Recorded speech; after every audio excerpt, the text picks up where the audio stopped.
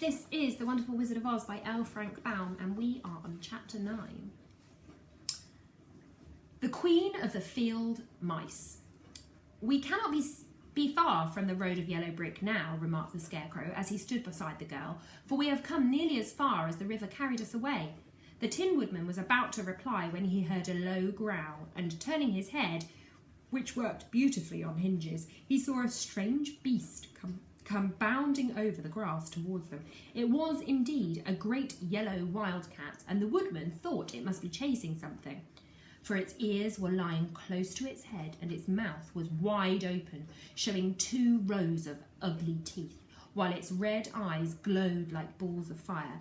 As it came nearer, the Tin Woodman saw that running before the beast was a little grey field mouse, and although he had no heart, he knew it was wrong for the wildcat to try to kill such a pretty, harmless creature.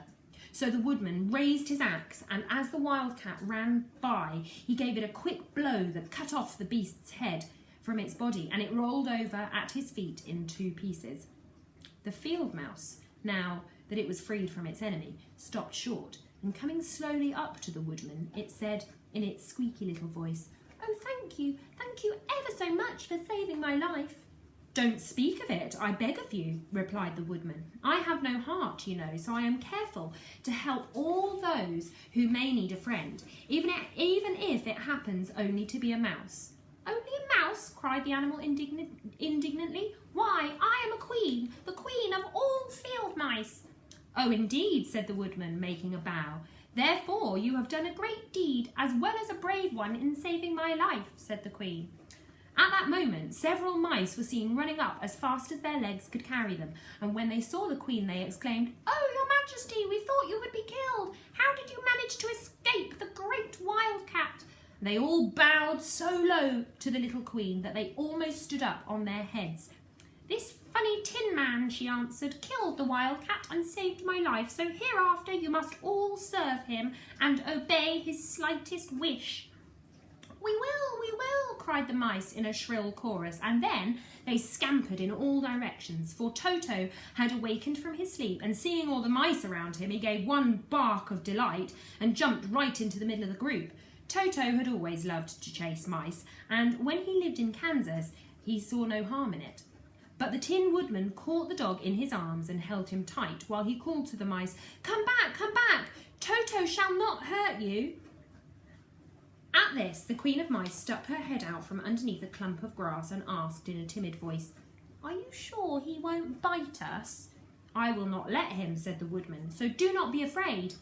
One by one, the mice came creeping back, and Toto did not bark again, although he tried to get out of the Tin Woodman's arms and would have bitten him had he not known very well he was made of tin. Finally, one of the biggest mice spoke. "Is there anything we can do?"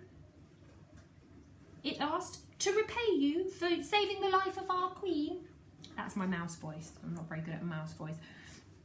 "Nothing that I know of," answered the Tin Woodman, but the Scarecrow, who had been trying to think but could not because his head was stuffed with straw, said quickly, "Oh yes, you can save our friend, the Cowardly Lion, who is asleep in the poppy bed."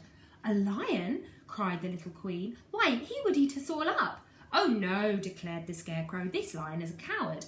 "Really?" asked the mouse. He says so himself, answered the Scarecrow, "and he would never hurt anyone who is our friend. If you will help us to save him, I promise that he will treat you all with kindness." "Very well," said the Queen. "We trust you, but what shall we do?" "Are there many of these mice which call you Queen and are willing to obey you?" "Oh yes, there are thousands," she replied. "Then send for them all to come here as soon as possible, and let each one bring along a piece of string." The Queen turned to the mice that attended to her and told them all at once to go and get her people. As soon as they heard her orders, they ran away in every direction as fast as possible. "Now," said the Scarecrow to the Tin Woodman, you must go to those trees by the riverside and make a truck that will carry the lion." So the woodman went at once to the trees and began to work, and soon he made a truck out of the limbs of trees, from which he chopped away all the leaves and branches. He fastened it together with wooden pegs and made the 4 wheels out of short pieces of a big tree trunk. so fast and so well did he work that by the time the mice began to arrive, the truck was all ready for them. They came from all directions, and there were thousands of them, big mice and little mice, middle-sized mice, and each one brought a piece of string in its mouth. It was about this time that Dorothy woke from her long sleep and opened her eyes. She was greatly astonished to find herself lying upon the grass with thousands of mice standing around and looking at her timidly. But the Scarecrow told her about everything, and turning to the dignified little mouse, he said, "Permit me to introduce you to Her Majesty the Queen." Dorothy nodded gravely, and the Queen made a curtsy, after which she became quite friendly with the little girl. The Scarecrow and the Woodman now began to fasten the mice to the truck using the strings they had brought. One end of the string was tied around the neck of each mouse, and the other end to the truck. Of course, the truck was 1,000 times bigger than any of the mice who were to draw it, but when the mice had been harnessed, they were able to pull it quite easily. Even the Scarecrow and the Tin Woodman could sit on it, and were drawn swiftly by their queer little horses to the place where the lion lay asleep.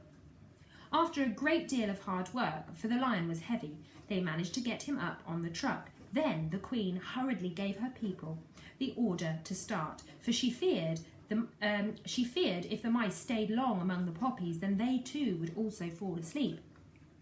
At first, the little creatures, many though they were, could hardly stir the heavily loaded truck, but the Woodman and the Scarecrow both pushed from behind, and they got along better.